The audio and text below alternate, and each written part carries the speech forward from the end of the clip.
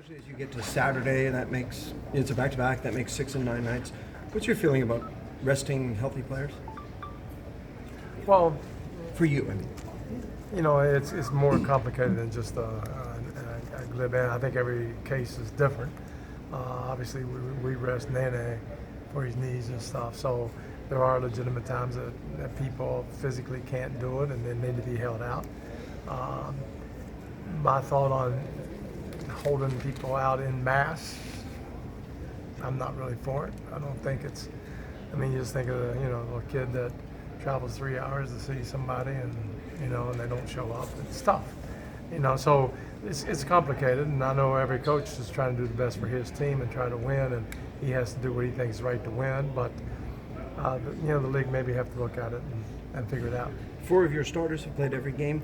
Can you manage all that just with the off days, the days between games, to make sure they're where you want them to be? Yeah, I think so.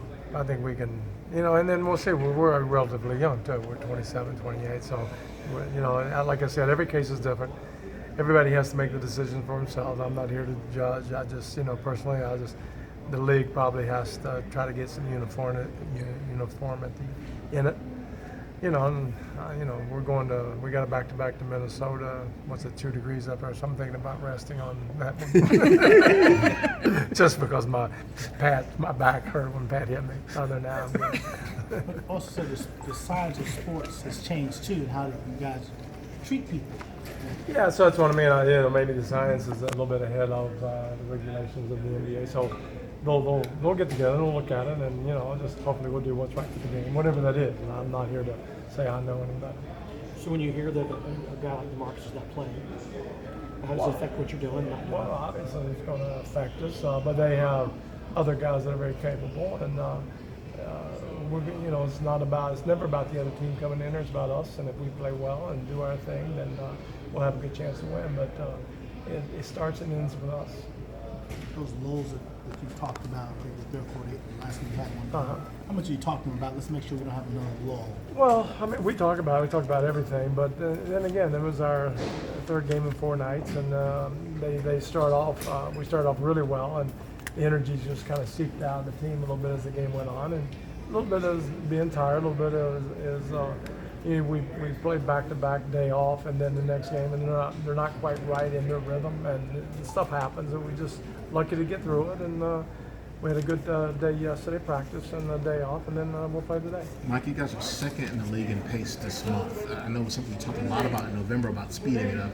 Is it as simple as speeding up, or what have you guys done right to kind of get back in line with where you want to be offensively? Well, that's an error. Oh my gosh. It's a turnover. Thank you.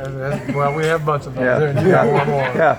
Don't put that down, okay? Officially, that's not ours. He was the guy who got on the loose ball there. Yeah, really. I was almost ready to dive on that one.